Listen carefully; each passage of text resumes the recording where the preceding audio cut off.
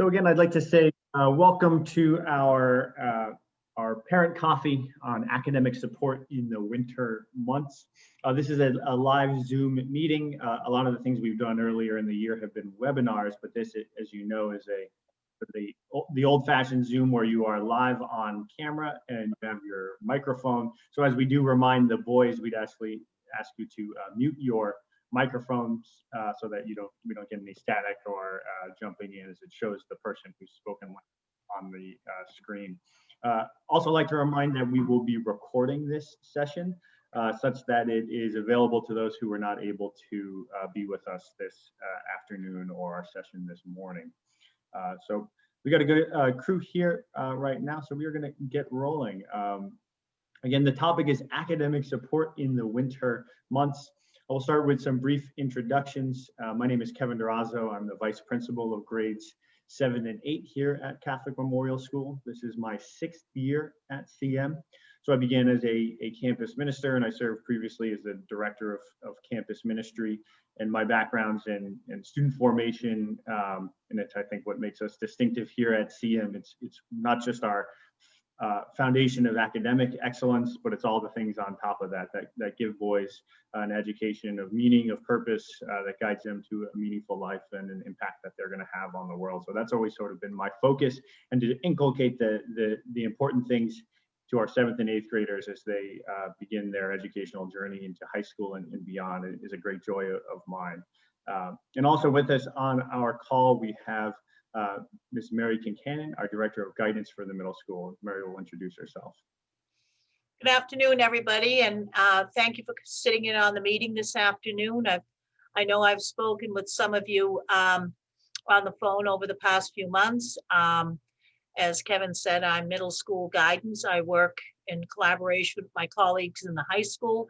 But it's a different world here in Donahue Hall with the little guys. And I've been at it as a guidance counselor since 2001. But together with Mrs. Everly, Mr. Tobin, Mrs. Messenger, and Brother Cavett, we are 4 of the original founding teachers of the middle school. So my calendar goes back that far, and actually a bit further, but I'm not going to go any further back. That's far enough. But thank you for joining us today. Thanks, Ms. Concannon. So just to start off with the purpose of our gathering, why we've put together this sort of touch point for you. Our goals at this time in the boys' journey through the year, our goal in this conversation is to share some resources, some frameworks, conversation starters, so that you at home can support your son during these winter months and can be that aid, as we know how important families are and parents are in guiding their son's education, to give you those important things to think about, to talk about with your son. And then, of course, in doing so, a reminder of our style here in Donahue Hall, in our middle school, the middle school specific philosophies, the things we do, the focuses we have that are middle school specific for early adolescent boys, for what they need for success at this time in their life. And then, of course, in this live Zoom format, our goal is for some conversation, some question and answer at the end. We do have some pre-submitted questions that we got that we will answer. And we'll answer some of those sort of in our presentation as I share, and then Ms. Concannon shares as well. And then we can open it up for any question and answers that may arise during the session, or other things that you've been thinking about. So we'll have that moment at the end.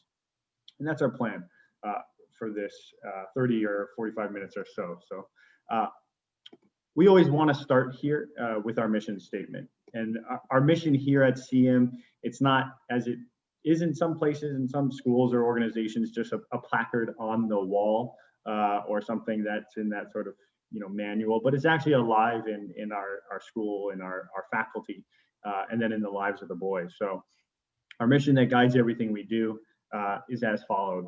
CM is a college preparatory school for boys, founded in the spirit of Blessed Edmund Rice and guided by the essential elements of an Edmund Rice Christian Brothers education. Our faith and learning community is dedicated to transforming boys' lives through academics, arts, athletics, and campus ministry. We challenge students to pursue excellence, embrace gospel values, and lead through service. Of course, I think it's that last line, that the transformation that our boys occur and we'll be sort of walking away with in the spring of either 2025 or 2026 it's a person. It's that they are people who pursue excellence in all of their endeavors. They embrace gospel values. They're guided with purpose for what they do and who they are, and they lead through service. They recognize it's not all about it's not all about themselves, but it's about making a difference in the lives of others and in their eventual family, their relationships, the impact that they make on the world. And so that's what guides us.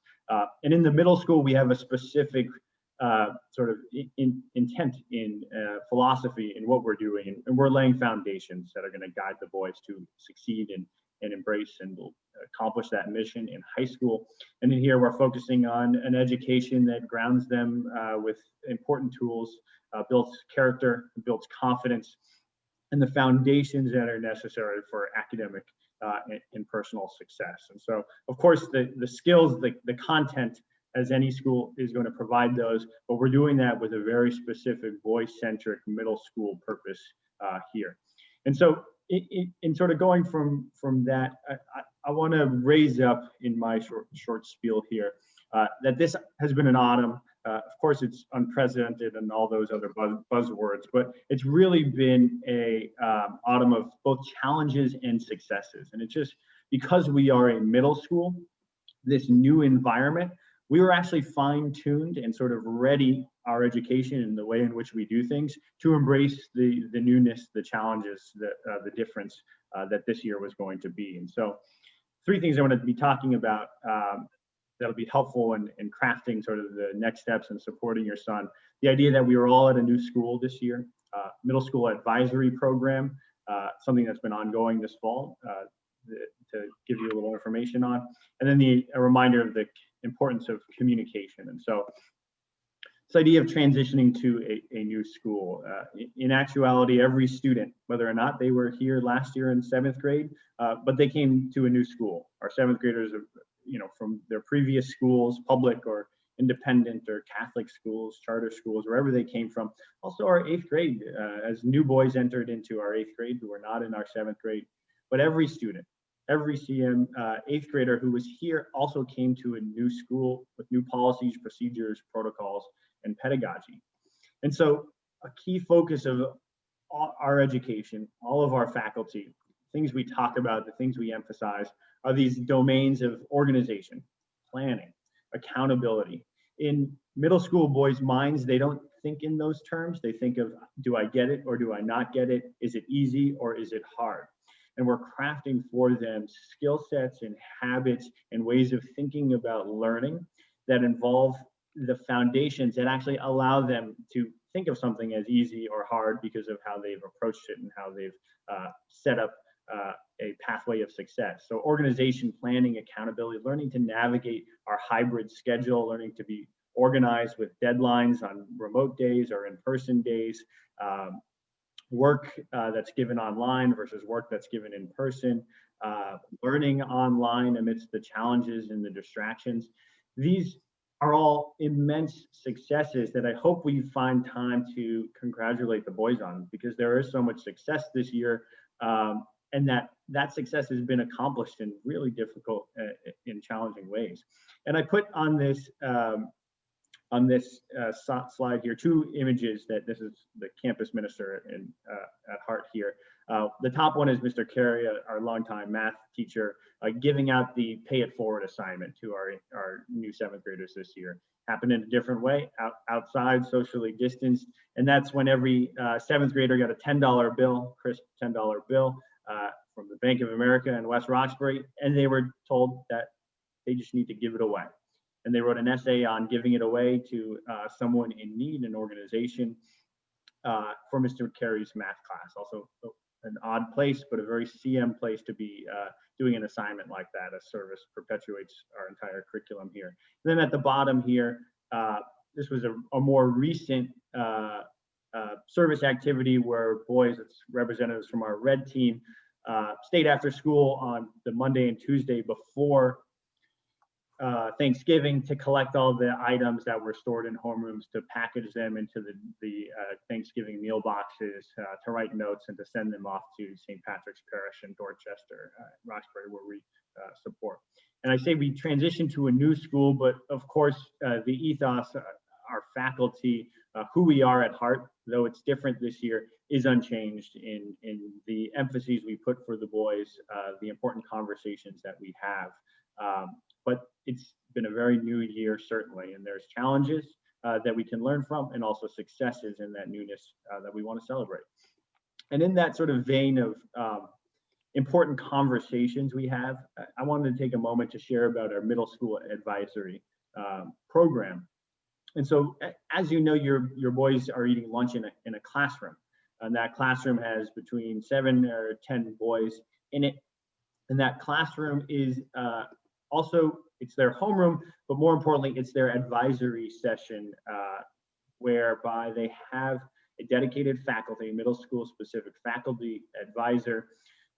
And every other week we have a program, roughly 20 to 30 minutes, where there's an activity and a conversation that's intentionally designed to provide this structure of support throughout the year. And so that group is together all year, and they're engaging in having another CM faculty member having important conversations about supporting your son academically and personally and socially. And so examples of things we've done at the beginning of the year, we've done some goal setting. In the middle of the first quarter, one of those sessions was dedicated on ensuring boys were well attuned to the on-campus assignment system. They were walked through checking missing assignments, checking due dates, reaching out to teachers if they had questions.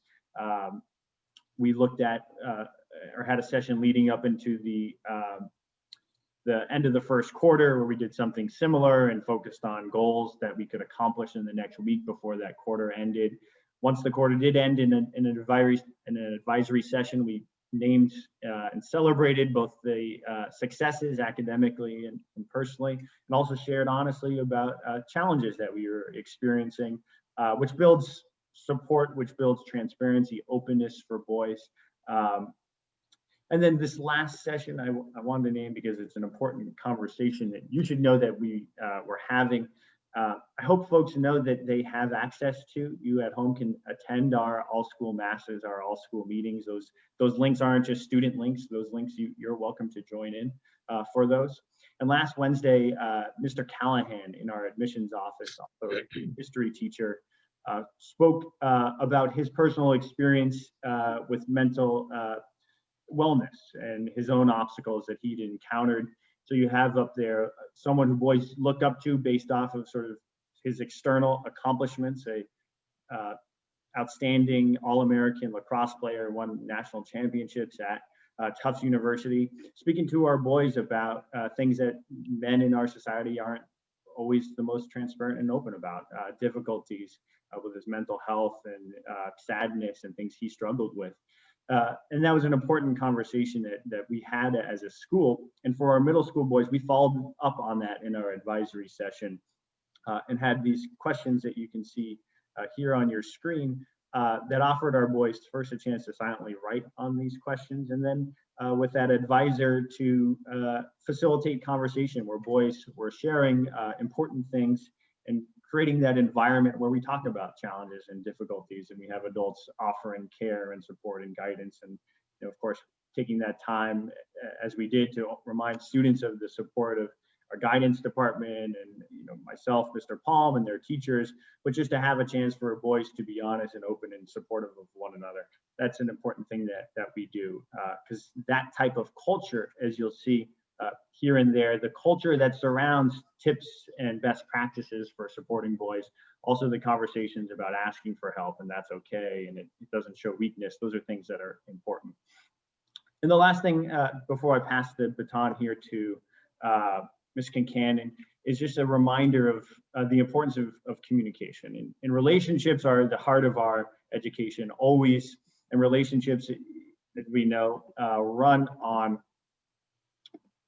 communication. There's no relationship if there is no communication. And this year, more than any other, that communication is super important for establishing information that we need about your son, for your son being able to advocate for himself, so that we can, as we think about supporting your son, do what we do best here at CM, which are our craft plans and relationships that support your son's, his learning his path forward, because boys are, there's a lot of similarities, as we know, between boys and how they learn, but what is needed by one boy might not be the best way to get that to that same end for another boy. So the communication is extremely important, and I know Ms. Concannon is going to take it from here with that and a few other important sort of practical ways we can support her sons going forward in this next stretch.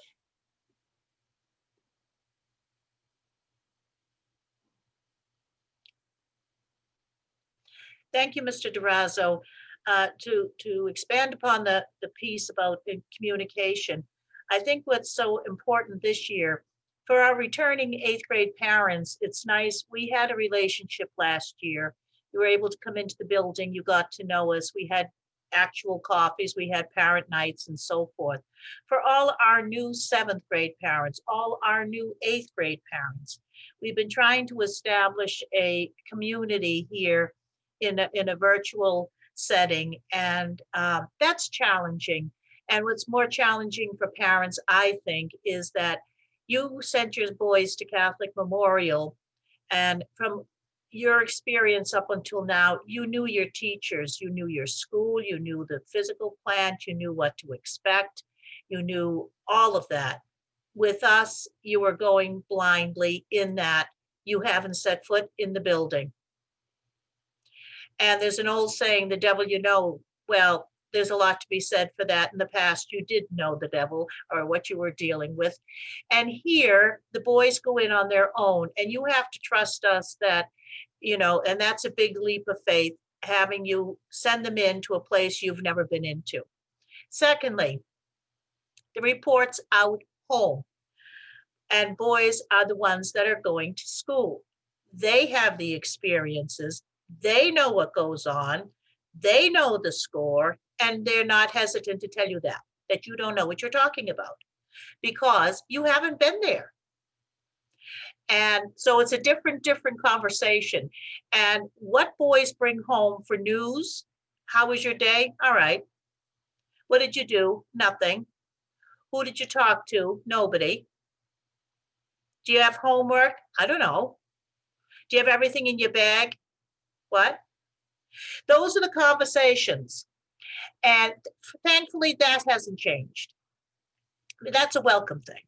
But my point is this, you know, what boys bring home for you, you're anxious to hear, and you get their perception of the day, of what went on in their way, their world. And that's not always the real story. And we all know that.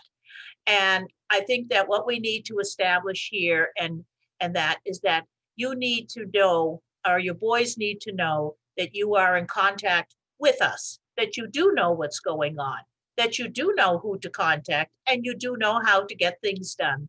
And even though you're not coming into the building, doesn't mean that you don't know the personalities working with them in the building. That's very important. And to do that, I think that we have to emphasize and maximize the in-person contact that the boys have with their teachers, with their coaches and whatever. And so in order to do that, the in-person contact occurs 5 days a week. And I think that's something that's very, very important. They have to realize they are in school 5 days a week and not 2 days. And that they have to have that mindset. And that's not easy. That's not easy at all, especially with the pieces, the 3 hours on the home days, the 2 home days. They have to be responsible for going on and staying engaged for an hour. That's asking a lot. And they can glaze over in class very quickly. Their attention can be diverted in person very quickly. We all know that. But if they can be brought back quickly in person, not so easy online. And not so easy when a parent is trying to work, or there are other siblings, or, you know, the Wi-Fi doesn't work, all the things that can happen. It's a challenge. But I have a few suggestions. In regards to communication, reach out to your teachers. Reach out to me, Mr. Durazo, Mr. Palm, either by email or to call my office if you have a question on something, or if you have a comment or a concern. Do that, and it's worth doing. Before your son comes to school, if there's an issue that arises out of an online situation, communicate that to the teacher so that when they are in person, the teacher can speak to them in person, sit them down, go through it with them. And it takes 2 or 3 minutes to solve something that can bring a lot of tears at home over the course of an hour. And that's important. So be preemptive before they come to school. If there's something that needs to be dealt with while they're on campus, let's do it. And let's communicate on that.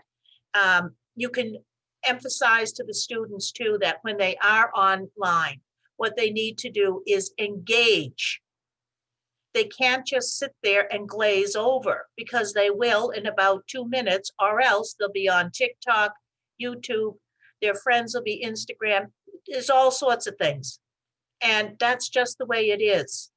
And none of us can completely and effectively police that. They have to be engaged in their lesson.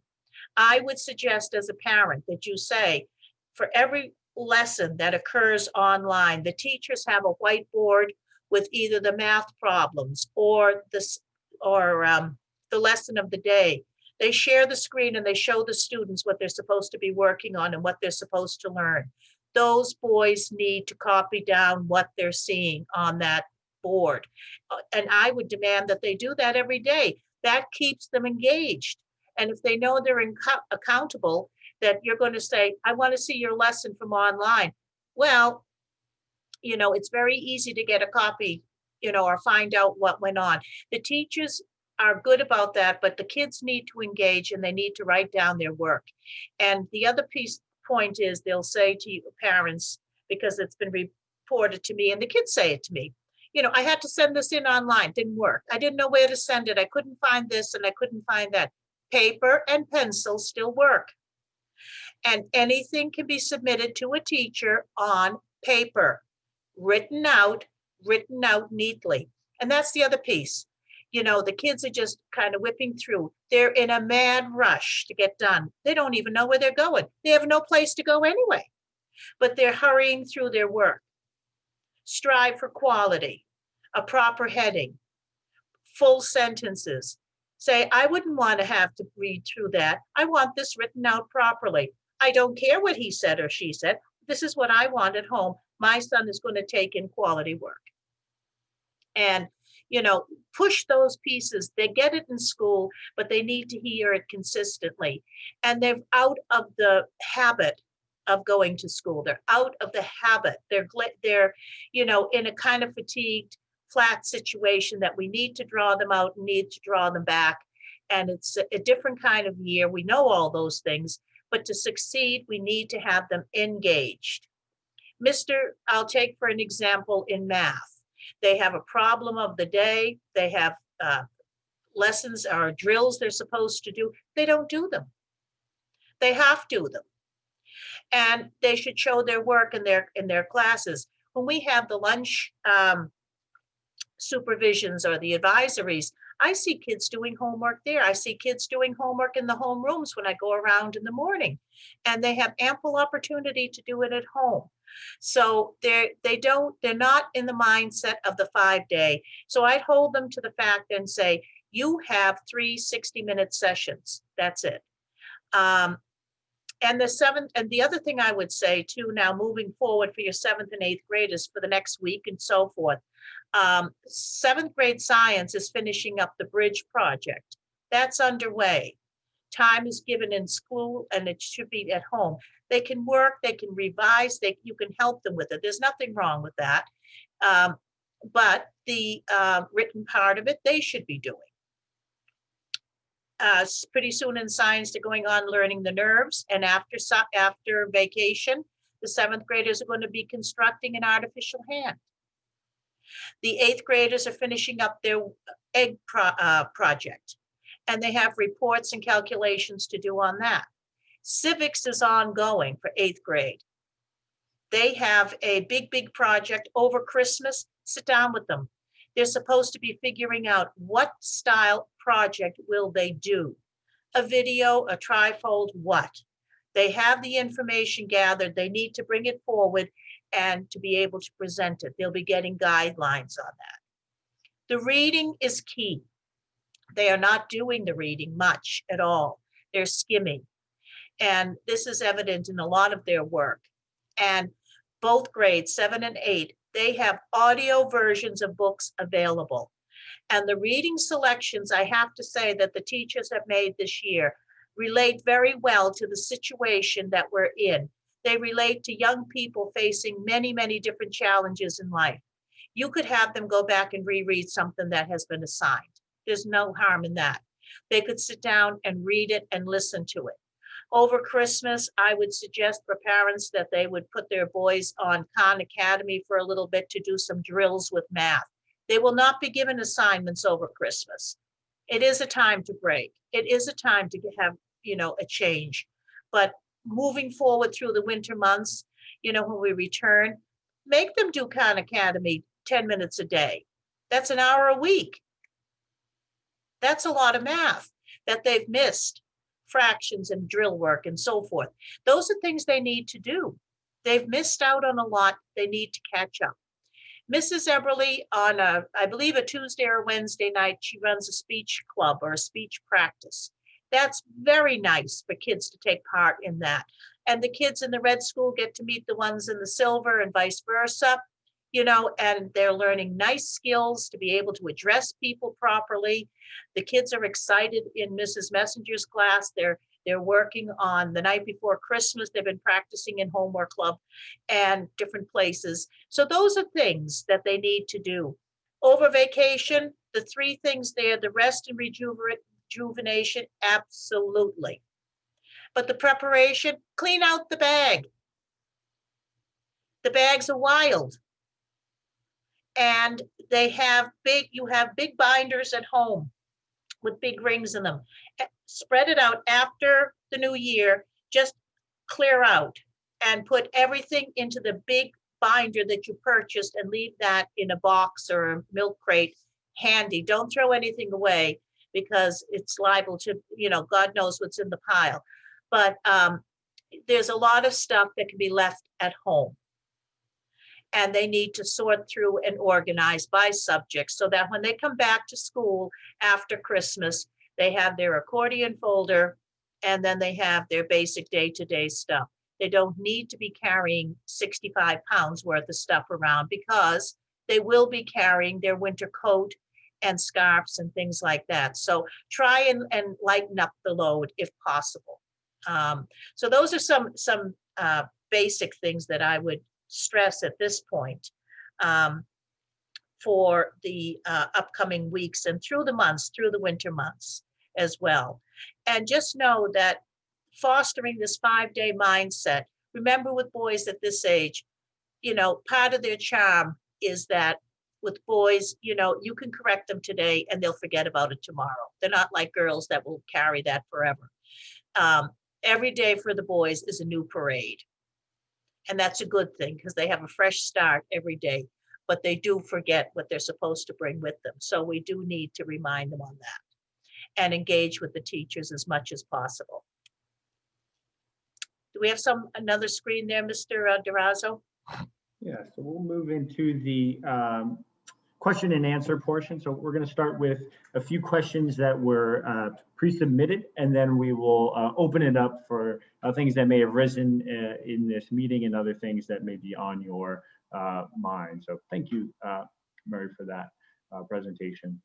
So actually, I'm gonna toss this first question back to you. Okay. Mary. Hope you had a little breather, but can you review the opportunities for extra help?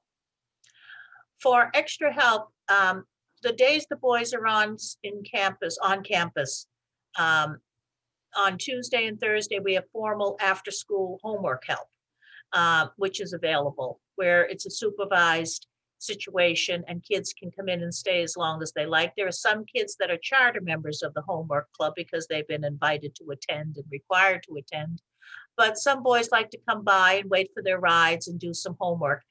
Mrs. McGauley, science, supervises one room, and Mrs. Flynn the social studies teacher does the other room. But upstairs, Mr. Carey's around, Mrs. Eberly's around. So there are teachers around, Mrs. Messenger is around. So that if kids want to see a teacher for extra help, that's a great opportunity. The days they are on campus, they should just go back to their classroom teacher and just wait for a few minutes if they don't have to leave, and discuss any question that they may have with their teacher. Another opportunity is to set up, say, a team call on the day that they're home. If they have an issue, a problem, a question, something, they can set up and team their teacher and arrange for a teacher to call them, and they can talk through whatever is necessary. So that's another way of doing it.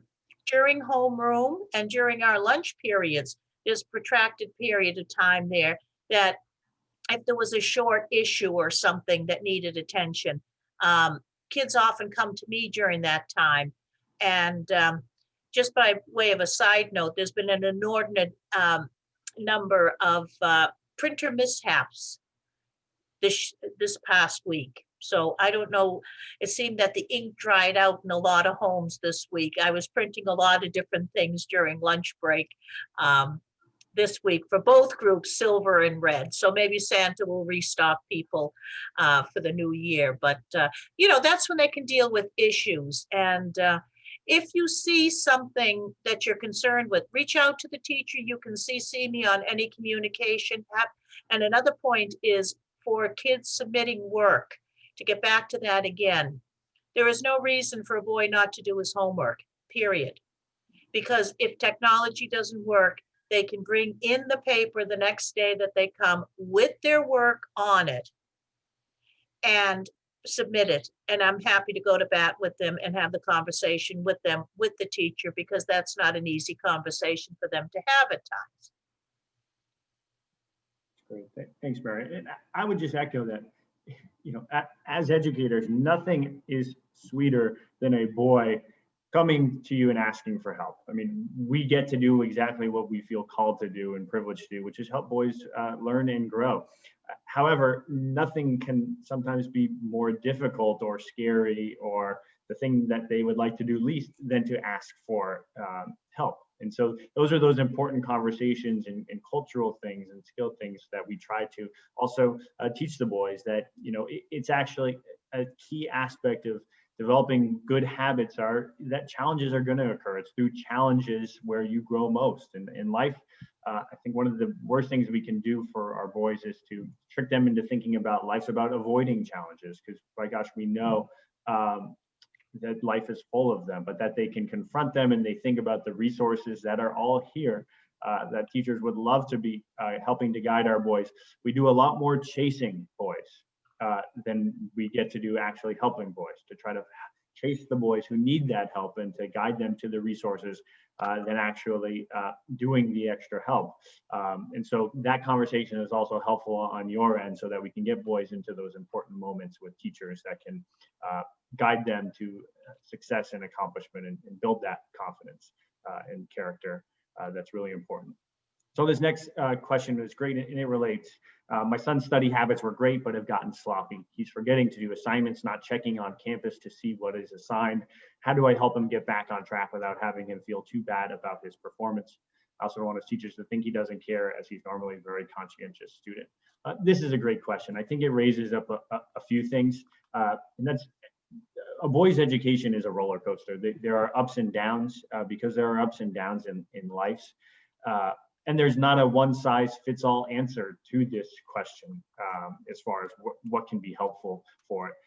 I think if there was a one size fits all, it's the communication piece that you have those conversations with your son that, depending on the boy though, can be kind of difficult conversation about what's going on, especially as we know in early adolescence and things changing and trying to transition where teachers and parents were doing things for me to now I want to do things for myself, but I don't want, I need help, but I don't want help. It's very tough.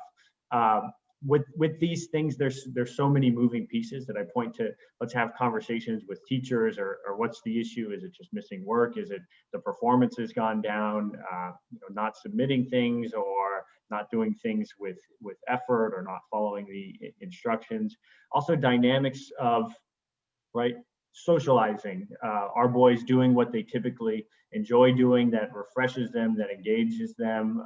Things have changed in our environment that might be negatively affecting mood and focus. And so there's so many moving pieces here that we want to direct and get into conversations in moments, but there's no good one size fits all answer to this one. But to point to, I think, right, homework club, we do have boys who go to homework club because they have no option. They need to be in homework club and they're told to be there. We have boys who go there because it's a good place, and if they have a question or they go there for 20 minutes to do a little bit of work and make sure that they have their assignments and then go. But we always point to homework club and after school checking in because it's just a good place to get oriented.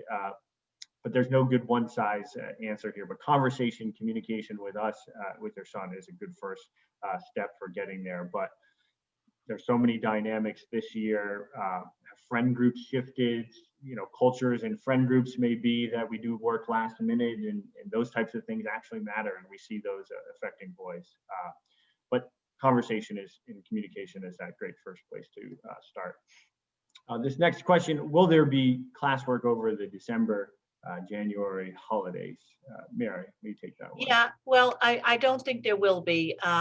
I alluded to the civics project that will carry over, and the housekeeping things that could be done, and organizational pieces that could be done. Or if you wanted to build the skills of reading and that's ongoing through the year until June. But there's one point I'd like to stress about what Kevin was saying and the question about feeling too bad about his performance. What I would suggest to kids is this: let's just take today and let's take it by the day and let's do the best we can today. And that's it. And I wouldn't look back, and I would not be, saying, well, I'm looking at 7 assignments not done. I'm looking at this, I'm looking at that. I don't think it serves any purpose. They just simply get buried and overwhelmed. Just start with the conversation of going forward. I'd like to see if your son is in the red school, that just say, okay, Tuesday, I'd like to see 3 pieces of lined paper with your class notes on them. That's it. And I want you to bring your homework in. And I would like to have 1 week starting today with no homework assignments missed. Because you can either bring them, if it doesn't go in properly, you can take a picture, you can send it to Ms. Concannon or whatever. So those kind of proactive things, I wouldn't go back. Let's keep them, try to just keep them current. And it's not going to be successful the first or the second time. But just say that, because I think we should operate from more positive of what we're accomplishing as opposed to what we are not doing or not getting this year. So that's one thing. So there will not be classwork over December and January. Right, and that's a great point you bring up, Mary. This sort of balance of affirmation, of support, of celebrating those little moments. That those are the things that build, that confidence, and then that balance of accountability and pushing forward. Those are delicate things with boys who, though they don't always want to give the impression, but we're very emotional and think about these things and take things personally. But ways in which we can find and celebrate successes to get on the track for the big successes. Sometimes you start with the little ones. So an important point. There's a question submitted. Some students had to leave virtual classes early to get to sports practice. I'm worried about the work he is missing, and will it be able to be made up? A great question. The simple answer to that is the hope and the expectation is actually boys should not be missing classes for practices. We realize with ice time, especially with hockey, we are seeing it. We do our level best to schedule in ways that don't conflict with either remote or in-person classes. We recognize there are sort of irreconcilable transportation conflicts that can occur, and those we'd like to open up sort of communication lines if a boy has to commute for an hour and a half to get to the rink, because we do have families who do that to get to school. And if the rink's right around the corner from school, and it's going to conflict with a class, we'd like to have conversations. But the general norm is, for example, let's say social studies ends at 1:45 on a Thursday, and ice time starts, for example, at 3 p.m. and your son's coming from Needham. We're going to say he doesn't need an hour and 15 minutes to get to the rink. Our coaches, our administration, we're all on the same page, our teachers. The priority is academics. And so it's a balance when there are those sort of conflicts or issues. We'd like to have those conversations because we also do recognize, we know boys, the important role that hockey is far more important in that moment than being in remote class. And we know how important that can be to self-esteem and confidence too. So we like to have those conversations. It goes back to communication so we can problem solve and get on the same page going forward. So a good question. Let's see. So we're going to open up actually to some question and answer that you can respond in the chat. We'll go through those that are in the chat, and then also we're here in live. So if anyone would like to answer or ask any questions going forward, I'll go through those that are on the chat at first, and then we'll take in-person spoken questions. So let's see, and they're coming in here. So a question, will there be homework club on Wednesdays that they are on campus?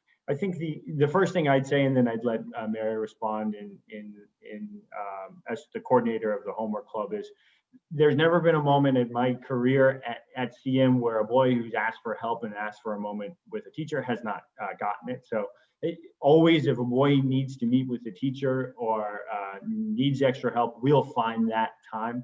We're reviewing, as Wednesdays are new in our schedule, we're reviewing things like the demand, the need for an additional sort of wide structure. We are constantly, as we're reviewing everything, and your feedback and stuff is important for thinking about that.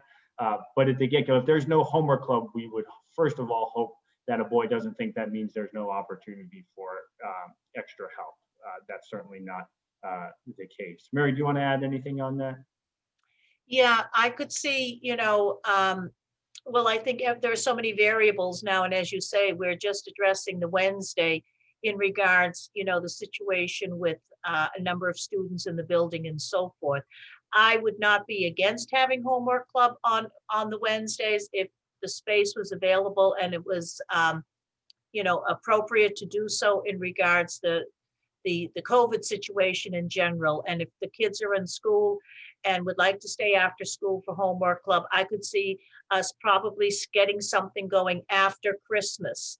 I've not approached the administration about offering that yet, but I know that they're more than willing to support the kids in any way they can, and so are the teachers. And as Mr. Durazo said, we generally have our staff after school anyways, and I've been directing kids on the Wednesdays to go see their teachers. So await a reply right after Christmas as soon as we see where we stand. Yeah. Wonderful, thank you. Another question, if my son needs to text me for anything during the day or on a mass break, can he ask to text, and is that allowed? So wonderful question. Our cell phone policy is cell phones do not play a role unless you're given specific permission in a classroom by a teacher or myself, Ms. Concannon, Mr. Paul. But this is actually something quite common. A boy, practice is canceled or had forgot something or need to arrange transportation. If a cell phone comes out and permission wasn't given, it is just taken by every teacher and it's brought to me. However, a boy can ask a teacher, they can ask me, and mass breaks happened earlier today with a sports cancellation. Is it all right if I text a family member or my mom to arrange transportation? Of course, those are things that we want to structure. The key thing though is, if we're in a mass break or in the hall or in the class and your son takes out his phone to text you, while that may be right, sometimes it's tough because they're getting texts from home, though we want to discourage that. the boy who's across the mass break does not know that that's a text to mom. It doesn't look like that. So we have those conversations where if a boy needs to do that, he comes to me, he stands next to me, or he goes into my office to make a call or make a phone call. That will always be the case. But we discourage cell phones that just come out without those conversations. And those are the important things that, right, boys to advocate, to ask questions. If you need to have a phone call or send a text, you ask permission, and that permission is going to be given to you every single time, no exceptions. So that's a great question. This is a question, there's a few questions here about sort of the COVID specific things, about COVID vaccines. Will those be required? I think I'm not at the right level to answer those. What I can respond to you with is we have a COVID task force that includes our school president, Mr. Palm, the head of the middle schools on it, our nurse. They're meeting regularly. They're reviewing the data. They're reviewing incidents, everything. And as you know, if you did not check your email, that COVID task force meets regularly, and also had a meeting today because of some cases that came in. They made the decision to have our 11th and 12th be remote for the next 2 days, and to have after school sports postponed through the weekend. And so what I'd say with that is we have a collection of experts that are reviewing everything and making it the best decisions that prioritize learning and instruction and health and safety. And so the COVID vaccine and all those things, those are going to be aspects that have become conversations, and decisions will be made that will put our community in the place where boys learn best. And right now, we're very confident in our program, in the social distancing, in the mask wearing, in the density we have with our hybrid models. But of course, we're reviewing everything. So that was a long roundabout answer for me to basically not answer your question. I realize that, but I trust you guys see the work that our faculty, our school, our staff puts into making the best decisions for our boys and maximizing in-person time. Another question, wondering, will there be more structure to Wednesday's online classes? That's a great question in terms of sort of touch points. We're doing ongoing reflection on those Wednesdays, which is a new addition since that week before Thanksgiving. And so feedback on those from families, from faculty, from students, those are things we'll take into consideration as we think about how would any online classes fit in that, what would that structure be? So these questions are great questions, and they are sort of ongoing and reflecting on what's best for our boys. Is that break a good thing? Is that break good for faculty? So the variety of things that we are thinking about from that perspective. There's some questions about sports. I refer you to the email that went out. There are no sports, so there'll be no sports or no sports meetings or practices. That's hockey. That's all sports through this weekend, as far as I know. And again, there's a question: will there be a meeting tomorrow for basketball? The coach will send a note to those who signed up that'll explain, because I don't know the answer to that question right now. I'd like to open up if there are any final questions. I don't think I missed any that were posted in the chat. Now's the time you can chime in with a digital hand raise, or you can unmute yourself before we move into the final reminders.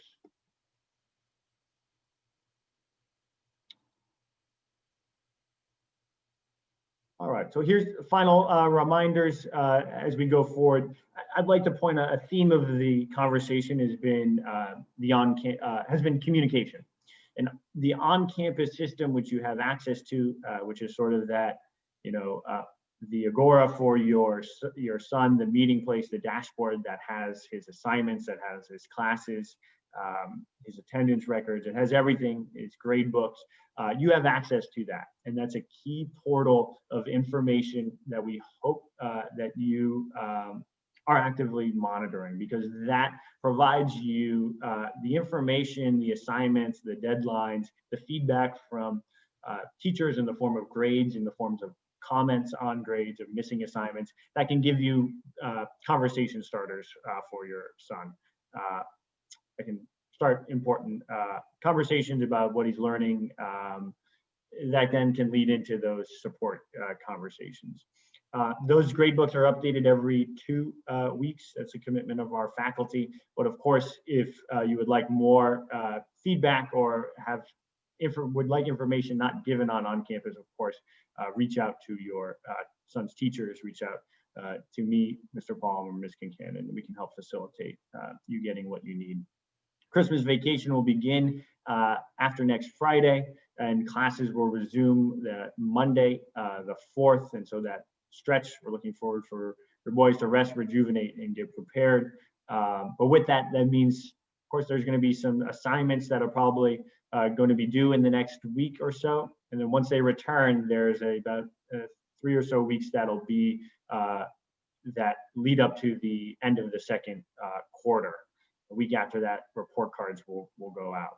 And so the final reminder, never hesitate to be in touch. I think what separates CM and why we're in person doing the things that we do is this is our calling, right? We are here at CM by choice, because we love to educate boys. We love to support you as you guide your son in his education. So don't hesitate to offer feedback, questions, concerns, so that we can get into good conversations and guide your son to the excellence we know is destined for him, and from to discover the gifts and talents God's already given him. So we love to do here. Mary, before we conclude, is there anything I'm missing? Anything else? No, I think you've covered all the bases, and we'll plan to have our homework clubs online and all of that next week. The classes, it's a regular school week next week, regular time, and Silver will be in on Wednesday next week. So with that, as we conclude, I thank you for coming this afternoon. I was glad to spend time with you, and we won't be together again before Christmas. So I'd like to wish you and your families a very happy and Merry Christmas, and let's hope for a healthy and happy 2021. Thank you. Take care, everyone. Thanks for joining us. Merry Christmas.